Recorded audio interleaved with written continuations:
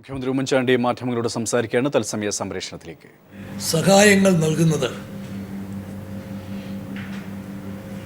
സാമുദായിക പരിഗണന വെച്ചുകൊണ്ടാണെന്നുള്ള ശ്രീ വെള്ളാപ്പള്ളി നടേശൻ്റെ പ്രസ്താവന ഏറ്റവും നിർഭാഗ്യകരവും വേദനാജനകവുമാണ്.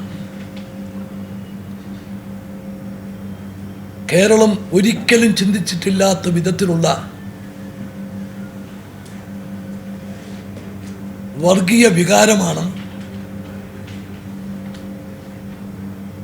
അതിലൂടെ അദ്ദേഹം പ്രകടിപ്പിച്ചത്.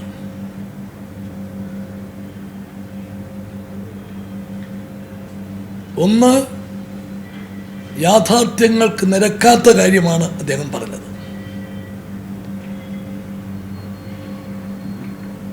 രണ്ട്, കേരളീയ സമൂഹം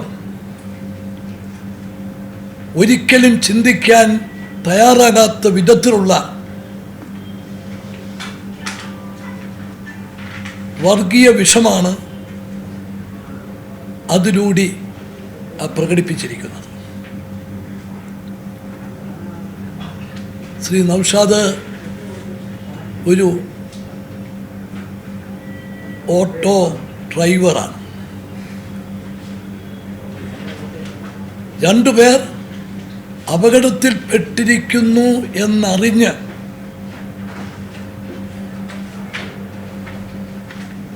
ആ മാൻഹോളിൽ ചാടി ഇറങ്ങി അദ്ദേഹത്തിൻ്റെ സുഹൃത്തുക്കൾ അദ്ദേഹത്തെ വിലക്കി. അപകടമാണ്, ഇറങ്ങരുത്. അതിനെയൊക്കെ മാറ്റിക്കൊണ്ട് ഏറ്റവും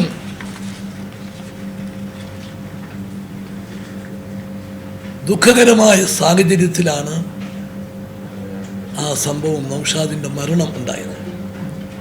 നൗഷാദ് അപകടത്തിൽപ്പെട്ട് മരിച്ചതല്ല. അപകടത്തിൽപ്പെട്ടവരുടെ ജീവൻ രക്ഷിക്കാൻ വേണ്ടി സ്വന്തം ജീവൻ പണയം വെച്ച് അദ്ദേഹം നടത്തിയ സാഹസികതയിൽ നിന്ന് അദ്ദേഹത്തിന് അപകടം സംഭവിച്ചതാണ്. മറ്റുള്ളവരെക്കുറിച്ച് ചിന്തിക്കുകയും മറ്റുള്ളവർക്ക് വേണ്ടി പ്രവർത്തിക്കുകയും ചെയ്യുന്നവരെ സംരക്ഷിക്കേണ്ട ബാധ്യത, അങ്ങനെ ഇറങ്ങുന്നവരെയും അവരുടെ കുടുംബത്തെയും സംരക്ഷിക്കേണ്ട ബാധ്യത സമൂഹത്തിനുണ്ട് എന്ന് ഞാൻ വിശ്വസിക്കുന്നു. ഞാൻ അന്ന് കോഴിക്കോട് പോകാൻ ഇരുന്നതല്ല. ഞാൻ രാവിലെ എറണാകുളത്ത് പോയി സിയാലിൻ്റെ ഡയറക്ടർ ബോർഡ് യോഗത്തിൽ പങ്കെടുത്ത ശേഷം ട്രെയിനിൽ തിരൂര് പോയി മഞ്ചേരിക്ക് പോകാനായിട്ട് പോയതാണ്. വെളുപ്പിനത്തെ ഫ്ലൈറ്റിൽ വെച്ചാണ് ഞാൻ പത്രം വായിക്കുന്നത്. നൗഷാദിൻ്റെ മരണത്തെക്കുറിച്ചുള്ള വാർത്തകൾ വായിച്ചപ്പോഴാണ് എൻ്റെ പരിപാടിയിൽ മാറ്റം വരുത്തി പോകണം എന്ന ചിന്ത എനിക്കുണ്ടായത്.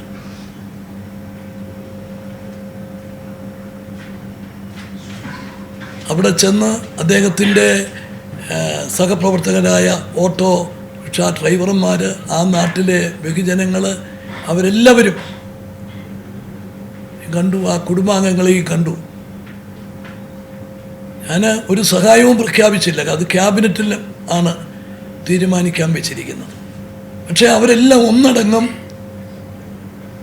നൗഷാദിൻ്റെ ഭാര്യയ്ക്ക് ജോലി കൊടുക്കണം എന്ന് എന്നോട് ആവശ്യപ്പെട്ടു. സാമ്പത്തിക സഹായം വേണം എന്ന് പറഞ്ഞു.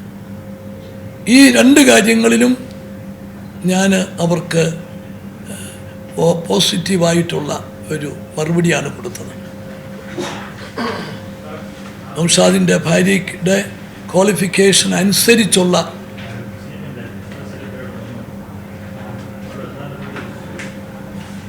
ജോലി, അതുപോലെ തന്നെ നൗഷാദിൻ്റെ ഭാര്യയ്ക്കും അമ്മയും നൗഷാദിനെ മാത്രം ആശ്രയിച്ച് ജീവിക്കുകയാണ്.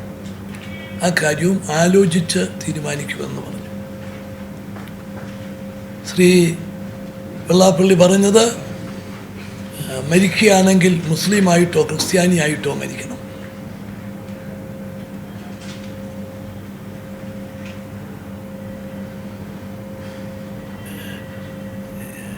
ഇതുപോലുള്ള നിരവധി സാഹചര്യങ്ങളിൽ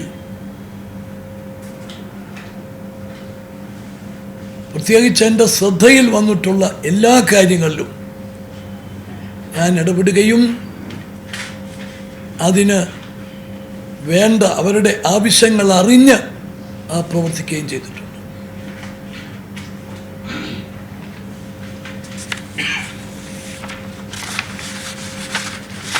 ഇവിടെ കൊല്ലത്ത് റെയിൽവേ പാളം മുറിച്ചു കടക്കാൻ ശ്രമിക്കവേ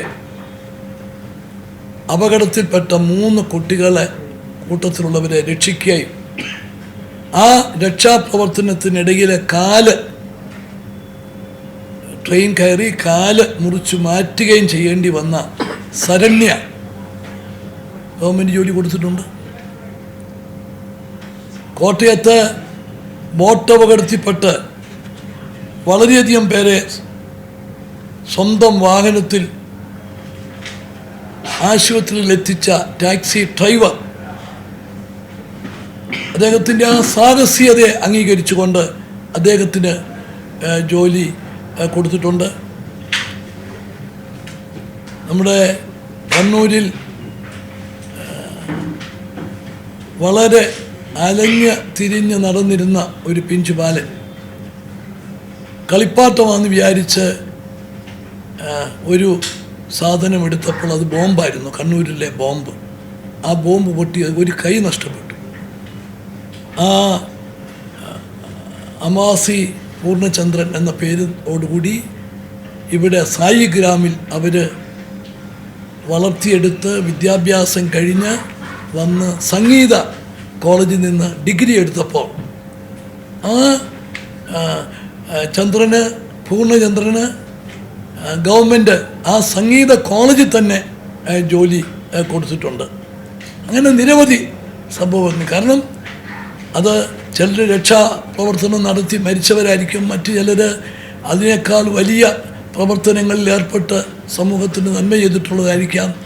അങ്ങനെയുള്ള നിരവധി, അതിനകത്ത് ജാതിയോ മതമോ രാഷ്ട്രീയമോ ഒന്നും നോക്കിയിട്ടില്ല, നോക്കത്തില്ല. ഈ ഗവൺമെൻറ്റിൻ്റെ മുഖമുദ്ര തന്നെ സാമൂഹ്യ പ്രതിബദ്ധതയോടുകൂടി പ്രവർത്തിക്കുക, അറിയിക്കുന്നവർക്ക് സഹായം ചെയ്യുക, കഷ്ടപ്പെടുന്നവർക്ക് ബുദ്ധിമുട്ടുന്നവർക്ക് ഗവൺമെൻറ്റിൻ്റെ പരിമിതിക്കുള്ളിൽ നിന്നുകൊണ്ട് ചെയ്യാവുന്നതെല്ലാം ചെയ്യുക. അദ്ദേഹം ചൂണ്ടിക്കാണിച്ചൊരു സംഭവം, എടപ്പാളിൽ 4 പേര് ഒരു അപകടത്തിൽ മരിച്ചു. 3 വിദ്യാർത്ഥികളും അവരുടെ കൂടെയുള്ള ആളുകൾ ഒരാളും ഉൾപ്പെടെ 4 പേര് മരിച്ചു. അങ്ങോട്ടൊരാളും തിരിഞ്ഞു നോക്കിയില്ല എന്നാണ് അദ്ദേഹം പറഞ്ഞത്. എടപ്പാളിൽ വെച്ച് അപകടമുണ്ടായെങ്കിലും അപകടത്തിൽപ്പെട്ടവർ എറണാകുളത്തുള്ളവരാണ്. അതുകൊണ്ട് എടപ്പാളിലേക്കാരും പോയില്ല. പക്ഷേ എറണാകുളത്തെ മുഴുവൻ നേതാക്കളും അവിടെ പോയി. അവരാ വീടുകളിൽ തന്നെ എന്നെ വിളിച്ചു. അവർക്ക് വേണ്ട സഹായം നൽകും. അടുത്ത ബുധനാഴ്ചയാണ്, ഈ ബുധനാഴ്ചയാണ് ഇനി ക്യാബിനറ്റ്. നിങ്ങൾ തിങ്കളാഴ്ച വരുമ്പോൾ എനിക്കതിൻ്റെ ഡീറ്റെയിൽസ് എല്ലാം എഴുതി തരാൻ പറഞ്ഞു. ഇന്ന് അവർ എഴുതി തന്നു. Benny Behanan, Dominic presentation, IB Eden, അവരെല്ലാവരും ഈ വീടുകളിൽ പോവുകയും ഇവരുടെ ദുഃഖത്തിൽ പങ്കുചേരുകയും ഗവൺമെൻറ്റിൻ്റെ അടിയന്തര സഹായം വേണമെന്ന് എന്നോട് ആവശ്യപ്പെടുകയും ഒക്കെ ചെയ്തു. ഇന്നവർ എനിക്ക് കൊണ്ട് എഴുതി തരികയും അന്ന് തന്നെ ഞാൻ പറഞ്ഞതാണ്, തിങ്കളാഴ്ച വരുമ്പോൾ നിങ്ങൾ എഴുതി തന്നാൽ മതി. ബുധനാഴ്ചത്തെ ക്യാബിനറ്റിലെ ഈ നൗഷാദിൻ്റെ ഉൾപ്പെടെയുള്ള തീരുമാനങ്ങൾ എടുക്കുന്നത് ബുധനാഴ്ചത്തെ ക്യാബിനറ്റാണ്. പക്ഷേ ഒരു സ്ഥലത്ത് ചെല്ലുമ്പം അവിടുത്തെ ആളുകളുടെ വികാരങ്ങൾ മനസ്സിലാക്കുമ്പം നിശ്ചയമായും ക്യാബിനറ്റിലെ സഹപ്രവർത്തകരും ഇതനുസരിച്ച് ചിന്തിക്കുമെന്ന് എനിക്ക് ഉറപ്പുള്ളത് കൊണ്ട് ഞാൻ അവിടെ വെച്ച് പോസിറ്റീവായിട്ട് മറുപടി പറയും. മറുപടി പറഞ്ഞിട്ടുണ്ട്, പറയുകയും ചെയ്യും. പക്ഷെ അത് ഇതുപോലൊരു രീതിയിൽ അതിന് ഒരു രൂപം കൊടുക്കാൻ ശ്രമിച്ചത് വളരെ ദുഃഖകരമാണ്, പ്രതിഷേധാർഹമാണ്. നമുക്ക് സമൂഹത്തിൽ അർഹരിക്കുന്ന ധാരാളം ആളുകളുണ്ട്. അവരെ സഹായിക്കുന്നതിന് എല്ലാം മറന്ന് പ്രവർത്തിക്കുകയാണ് ആവശ്യം. ആ കാര്യത്തിൽ എനിക്കൊരു കാര്യത്തിൽ വളരെ സന്തോഷമാണ്. കേരളത്തിലെ എല്ലാ വിഭാഗം ആളുകളും ഇതുപോലുള്ള കാര്യങ്ങളിൽ സഹകരിക്കുന്നു, മറ്റുള്ളവരെ സഹായിക്കാൻ ഉള്ള വലിയ മനസ്സ് കാണിക്കുന്നു. ആ മനസ്സിനെ സങ്കുചിതമായ രീതിയിൽ കാണരുത്. അതിനോട് എല്ലാവരും യോജിച്ച് മുമ്പോട്ട് പ്രവർത്തിക്കുകയാണ് ആവശ്യം. കോൺഗ്രസ് പ്രസിഡന്റ് സുധീരൻ അങ്ങനെയൊക്കെ കത്ത് തന്നെന്നാണ് പറയുന്നത്. ഈ വെള്ളാപ്പള്ളി നടേശനെതിരെ കേസ് എടുക്കണം. പ്രതിപക്ഷ നേതാവ് കോടിയേരി ബാലകൃഷ്ണൻ പറയുന്നത് വെള്ളാപ്പള്ളി നടേശനെ അറസ്റ്റ് ചെയ്യണം. ഈ സ്റ്റേറ്റ്മെന്റ് ഇതിനു മുമ്പും ഈ സെക്ഷനിട്ട് കേസ് എടുത്തിട്ടുണ്ട്. തൊഗാഡിയ, കുമ്മനം രാജശേഖരൻ. ഇതിനെന്തെങ്കിലും നടപടി എടുക്കുകയോ? ഈ KPC പ്രസിഡന്റിൻ്റെ കത്ത് എനിക്ക് കിട്ടിയിട്ടുണ്ട്. ഞാനത് ആഭ്യന്തര വകുപ്പ് സെക്രട്ടറിക്ക് കൈമാറിയിട്ടുണ്ട്. നിയമപരമായിട്ടത് പരിശോധിച്ച് തീരുമാനമെടുക്കും. നിങ്ങളൊക്കെ തന്നെയല്ലേ ഇപ്പോൾ വലിയ ആളാക്കിയത്? നിങ്ങളൊക്കെ തന്നെയല്ലേ ഇങ്ങനെ ഒരാളിനെ വലിയ ഒരു സ്റ്റേജിലൊക്കെ കൊടുത്തത്? ഇന്ന് BJP വേറൊരു കാര്യം പറഞ്ഞിട്ടുണ്ട്. അതായത് ഈ ഒരു മന്ത്രിയുടെ കാറിടിച്ച് ഇതുപോലെ തന്നെ ഒരു അപകടം ഉണ്ടായിട്ട്, അതായത് MK മുനികറുടെ, അതിനകത്തും ഈ എന്തുകൊണ്ട് ഇതേ നീതി ആ കാര്യത്തിൽ നടപ്പിലാക്കിയില്ല എന്ന് BJP നേതാക്കൾ എന്ന് ചോദിക്കുകയുണ്ടായി. അത് കോഴിക്കോട്. അതെ, പിന്നെ ശ്രദ്ധയിൽ വന്നു കഴിഞ്ഞാൽ അവർക്ക് സാമ്പത്തിക സഹായം കൊടുക്കും. സാമ്പത്തിക സഹായം പിന്നെ എൻ്റെ ശ്രദ്ധയിൽ വന്നിട്ടുള്ള എല്ലാ കാര്യങ്ങളും കൊടുത്തിട്ടുണ്ട്. ചില ചില മന്ത്രിമാരുടെ കാറിൻ്റെ അപകടത്തിൽപ്പെട്ട് മരിച്ചവരുടെയും സഹായം കൊടുത്തിട്ടുണ്ട്. മുനീറിൻ്റെ എനിക്ക് ഇല്ല, എൻ്റെ ശ്രദ്ധയും വന്നിട്ടുണ്ടെങ്കിൽ ഞാൻ ചെയ്തിരിക്കും.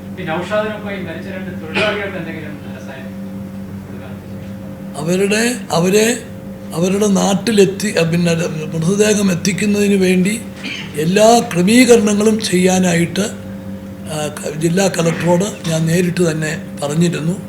ആ രണ്ടുപേരുടെയും കുടുംബത്തിന് ഓരോ ലക്ഷം രൂപ കൊടുക്കാൻ നിർദ്ദേശം കൊടുത്തിട്ടുണ്ട്. വെള്ളാപ്പള്ളി നടേശൻ ഈ സമത്വ മുന്നേറ്റ യാത്ര തുടങ്ങിയപ്പോൾ തൊട്ട് ഇതുവരെയും പറയുന്നത് അങ്ങേയറ്റം വർഗീയമായ കാര്യങ്ങളാണ്. ഈ സംസ്ഥാനത്തെ ക്ഷേത്രങ്ങളിലെ വരുമാനം പോലും ന്യൂനപക്ഷങ്ങൾക്ക് കൊടുക്കുന്നു എന്നടക്കമുള്ള വർഗീയ പരാമർശങ്ങളാണ് അദ്ദേഹം നടത്തുന്നത്. ഇത്തരത്തിൽ വർഗീയപക്ഷം കുത്തി നിറയ്ക്കുന്ന പരാമർശങ്ങൾ നടത്തിയിട്ട് എന്തിനാണ് ഇനിയും ഒരു കേസെടുക്കാൻ മടിക്കുന്നത്? പിന്നെ കത്തെനിക്ക് കിട്ടിയത് 10 മിനിറ്റ് മുമ്പാണ്.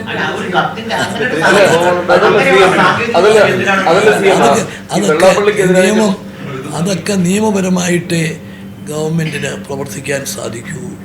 അതിനെ സംബന്ധിച്ചിടത്തോളം അതിൻ്റെ അടിസ്ഥാനത്തിൽ അതിനുള്ള ഇതാക്കും. അത് നിയമപരമായി പരിശോധിക്കും. അതുകൊണ്ടാണ് ഹോം സെക്രട്ടറിക്ക് കൈമാറി അവർ പരിശോധിച്ചിട്ട് തുടർന്ന് നടപടി. വെള്ളാപ്പള്ളിയോട് എന്തുകൊണ്ടാണ് അങ്ങ് ഇപ്പോഴും ഒരു മൃദു സമീപനം സ്വീകരിക്കുന്നത്? കാരണം ഈ KPC പ്രസിഡന്റ് അടക്കമുള്ള ആളുകൾ രൂക്ഷമായി കേരളത്തിലെ അടക്കമുള്ള കാര്യങ്ങൾ പറഞ്ഞു. ഞാൻ പറഞ്ഞത്, എനിക്ക് മുഖ്യമന്ത്രി എന്ന നിലയിൽ എനിക്ക് ഓരോ പ്രശ്നങ്ങളും പരിശോധിച്ച് അതിൻ്റെ അടിസ്ഥാനത്തിലാണ്. അദ്ദേഹത്തിൻ്റെ ഇന്നലത്തെ പ്രസ്താവനയും രൂക്ഷമായിട്ടാണ് വിമർശിച്ചിരിക്കുന്നത്. ഒരു വിധത്തിലും അംഗീകരിക്കാൻ പറ്റാത്ത കാര്യമാണ്. പിന്നെ വേറെ ചിലരുടെ ശൈലിയിൽ എനിക്ക് സംസാരിക്കാനും പറ്റില്ല. പ്രതിപക്ഷ നേതാവിൻ്റെ ശൈലിയിൽ എനിക്ക് സംസാരിക്കാൻ പറ്റുമോ?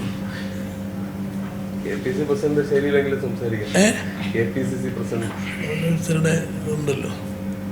അങ്ങ് CM ആണെന്ന് തന്നെ പറയുമ്പോൾ ഈ സംസ്ഥാനത്ത് ഒരു വലിയ വർഗീയ ചേരിതിരിവ് ഒരു ഭാഗം അല്ലെങ്കിൽ ഒരു വ്യക്തി അത് ക്യാമ്പയിൻ നടത്താൻ നേരത്ത് CM ആണെന്നതിൽ പ്രതികരിക്കാനുള്ള ബാധ്യതയില്ലേ? ഒരു വിധത്തിലും അത് അനുവദിക്കത്തില്ല, യാതൊരു സംശയവുമില്ല. ഇത് സത്യവുമായിട്ടൊരു ബന്ധവുമില്ലാത്ത കാര്യം, അതുപോലെ തന്നെ ഒരിക്കലും പറയാൻ പാടില്ലാത്ത കാര്യം, അതാണ് പറഞ്ഞിരിക്കുന്നത്. അല്ല, ഈ സമൂഹത്തിന് ഇത്രയും കോണുകളിൽ നിന്ന് വിമർശനം ഉണ്ടായിട്ടും ഈ വെള്ളാപ്പള്ളി നടേശനും അദ്ദേഹത്തിന്റെ മകൻ തുഷാർ വെള്ളാപ്പള്ളിയും ഇതിനെ വീണ്ടും വീണ്ടും ന്യായീകരിക്കുകയാണ്. അവരൊരിക്കലും ഇതൊരു തെറ്റാണെന്ന് അംഗീകരിക്കാൻ തയ്യാറാവുന്നില്ല CM. അപ്പൊ CM എങ്കിലും ഇതിനെ രൂക്ഷമായി വിമർശിക്കേണ്ടതല്ലേ? അതെ, അത് പറഞ്ഞല്ലോ. അപ്പോൾ അതനുസരിച്ചാണ് ഇപ്പം അതിന് ആവശ്യമായിട്ടുള്ള നടപടി, നിയമപരമായ നടപടി. നിയമപരമായി പരിശോധിച്ച് കേസെടുക്കാൻ നിർദ്ദേശം കൊടുത്തു. നിയമപരമായി പരിശോധിച്ച് കേസെടുക്കാനായിട്ടൊരു നിർദ്ദേശം അങ്ങനെ അല്ല, പിന്നെ അത് കൊടുക്കുന്നത് എന്തിനാ? നിയമപരമായിട്ട് പരിശോധിച്ച് നിയമ നടപടിക്കാണ്. സാമുദായിക സ്പർദ്ധ ഉണ്ടാക്കുന്ന രീതിയിൽ പ്രകോപനപരമായി പ്രസംഗിക്കുന്നവർക്ക് ഇതിന് മുമ്പ് കേന്ദ്രത്തിലുള്ളത് ഹൈ ലെവൽ പൊളിറ്റിക്കൽ അല്ലെങ്കിൽ ഭരണപരമായ ഹൈ ലെവൽ ഡിസിഷൻ വേണം. ലോക്കൽ പോലീസിന്റെ ഗവൺമെന്റ് ലോക്കൽ പോലീസിന് ഇത്തരം പ്രകോപനപരമായി പ്രസംഗിക്കുന്നവർക്കെതിരെ കേസെടുക്കാവുന്നതായി അവർക്കും പരിശോധിക്കാം.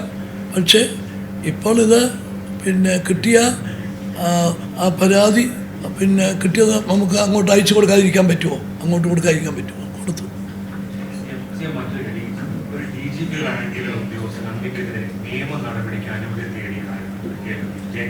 എനിക്കറിയത്തില്ല. അനുമതി നേടിയാൽ ആ സെക്കൻഡിൽ കൊടുത്തിരിക്കും. ആ സെക്കൻഡിൽ കൊടുക്കും. അല്ല, അങ്ങ് അന്ന് ആദ്യം പറഞ്ഞത് ജേക്കബ് തോമസിനെ ഞാൻ ഡീൽ ചെയ്തോളാം എന്ന് പറഞ്ഞു. അങ്ങ് ആദ്യമേ പറഞ്ഞത് എന്ത്? ജേക്കബ് തോമസിനെ പത്രക്കാർ തുടർച്ചയായിട്ട് ചോദ്യം ചോദിച്ചു. ജേക്കബ് തോമസിനെതിരെ നടപടി എടുക്കുമോ ഇങ്ങനെ ചോദിച്ചുകൊണ്ടിരിക്കുക. സാനുവൊക്കെ ചോദിക്കുന്ന പോലെ. അപ്പോൾ അങ്ങനെ ചോദിച്ചുകൊണ്ടിരുന്നപ്പോൾ പറഞ്ഞു, ആ കാര്യം എനിക്ക് വിട്ടതാ, ഞാൻ നോക്കിക്കോളാം എന്നുള്ള അർത്ഥത്തിൽ ഞാൻ കൈകാര്യം ചെയ്തോളാം എന്ന് പറഞ്ഞു. അത് പിന്നെ നല്ല അർത്ഥത്തിലാണ് ഞാൻ പറഞ്ഞത്. അല്ല, അതൊക്കെ അതിൻ്റെ നിയമപരമായിട്ട് പരിശോധിച്ചിട്ട് എടുക്കേണ്ട കാര്യം. അത് എനിക്കതിനെക്കുറിച്ച് പറയാനൊക്കത്തില്ല. അത് പരിശോധിക്കുന്നുണ്ട്. പരിശോധിച്ചതിന് ശേഷം അതിൻ്റെ തീരുമാനമെടുക്കും. പക്ഷേ എനിക്കെതിരായ നിയമ നടപടിക്ക് വേണ്ടി ചോദിച്ചാൽ നിശ്ചയമായിട്ടും അത് കൊടുത്തിരിക്കും, സംശയമൊന്നുമില്ല. ചീഫ് സെക്രട്ടറിയുടെ കയ്യിലാണ് ഇപ്പോൾ ഫയലെന്ന് പറയും. ഏത്? ഈ അങ്ങക്കെതിരായിട്ടുള്ള ഇതാവശ്യപ്പെട്ടുള്ള എന്നോട് ഇതുവരെ പറഞ്ഞിട്ടില്ലേ?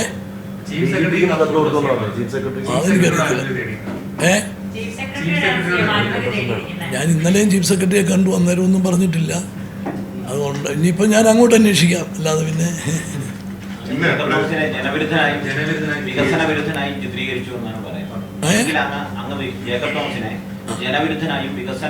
ഞാനത് പറഞ്ഞത് കേരളം മുകളിലോട്ട് വളരണോ അതോ താഴോട്ട് വളർന്നാൽ മതിയോ എന്ന് ഞാൻ ചോദിച്ചതാ.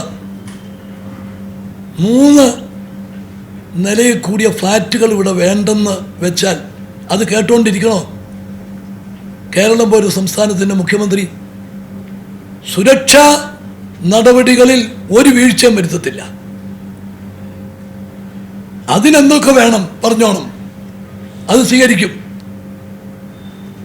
പക്ഷേ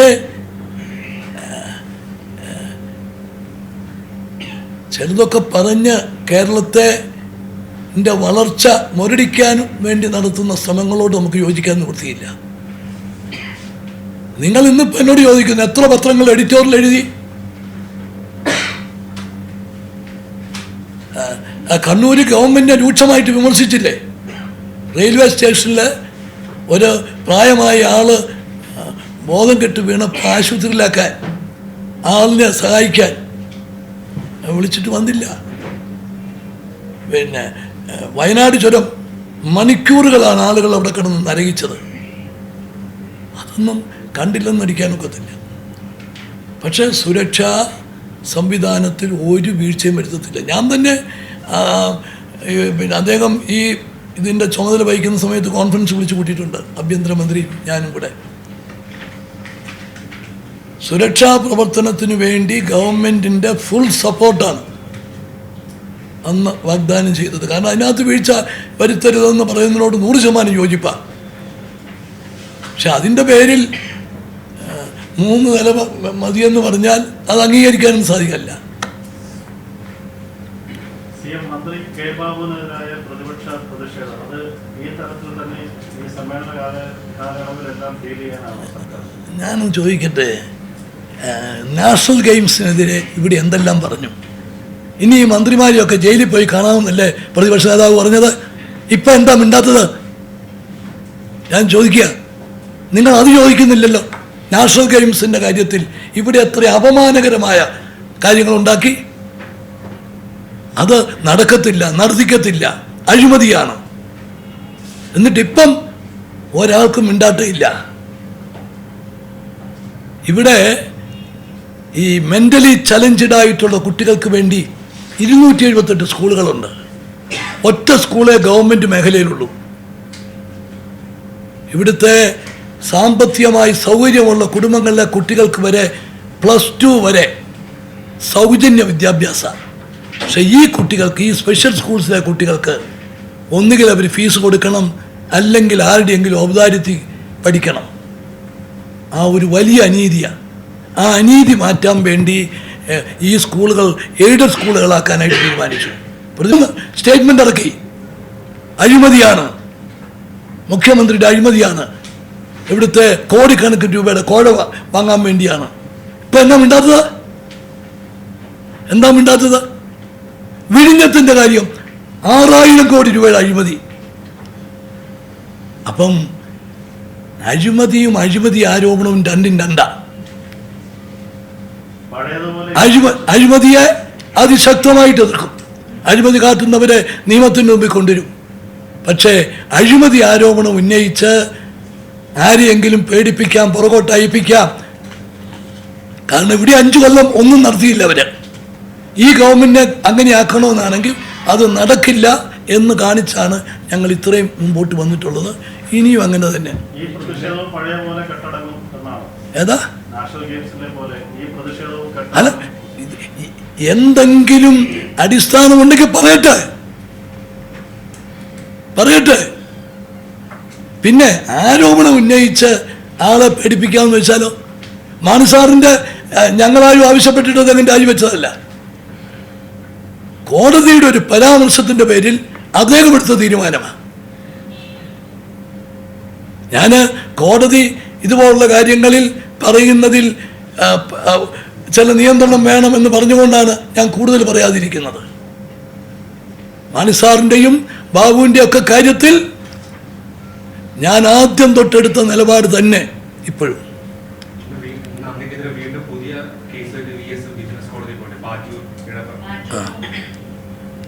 വരട്ടെ. അദ്ദേഹം ഈ 4.5 കൊല്ലത്തിനുള്ളിൽ ഒത്തിരി പ്രാവശ്യം പോയി, ഒരിടത്തും ക്ലച്ച് പിടിച്ചില്ല.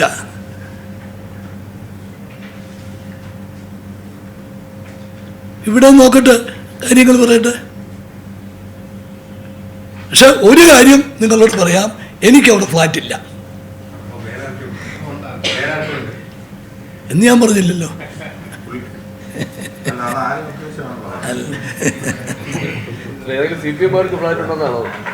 ഞാൻ ഒന്നും പറയുന്നില്ല, എനിക്ക് ഫ്ലാറ്റില്ല.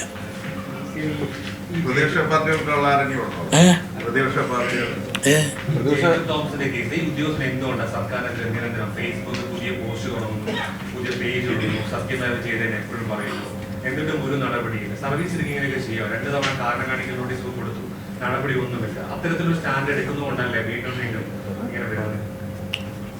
ഇതൊക്കെ ജനാധിപത്യമല്ലേ? കേരളത്തിലെ ജനങ്ങൾ ഇതെല്ലാം കണ്ടും കേട്ടും ഇരിക്കുന്നതാണ്. അല്ല, അത് എന്താന്നുള്ളത് നോക്കിയിട്ട് അത് വരും. ഈ കാര്യത്തിലൊക്കെ ഞാൻ വളരെ ലിബറലായിട്ടാണ് എടുത്തിട്ടുണ്ട്. അങ്ങനെ തുടങ്ങത്തില്ലല്ലോ. എത്ര പേര് തുടങ്ങി?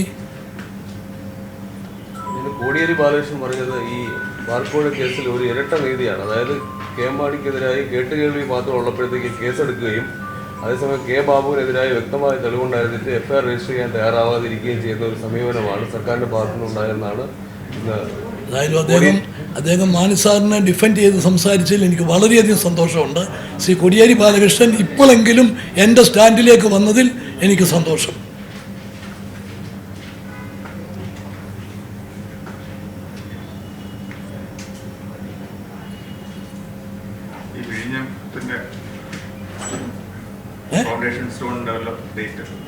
അല്ല, 5-ാം തീയതി 4:30 മണിക്ക്. ഈ കൊടുക്കുന്ന ഒരു മെസ്സേജ് വീണ്ടും അത് ക്ലാരിഫിക്കേഷൻ ആവശ്യമുണ്ട്. ഇത് അന്ന് പറയുന്നു ഇതിന്റെ നടപടിക്രമം അനുസരിച്ച് പോകും, വളരെ ലിബറലാണ്, ജനാധിപത്യമാണ് എന്നൊക്കെ പറയുന്നുണ്ട്. ഇതിന്ന് ജനങ്ങൾ എന്താ മനസ്സിലാക്കേണ്ടത്? അതായത് ഈ ഉദ്യോഗസ്ഥർ അവരൊക്കെ തോന്നിയ പോലെ ചെയ്യും, അല്ലെങ്കിൽ ഇതുപോലെ ജാഥകൾ നടത്തി എന്തെങ്കിലുമൊക്കെ പറയും. ഇവിടെ എന്തു ആകാം? അതാണ്, ഇവിടെ എന്തു ആകാമെന്നൊന്നും നടക്കത്തില്ല, ഒന്നും നടക്കത്തില്ല. അത്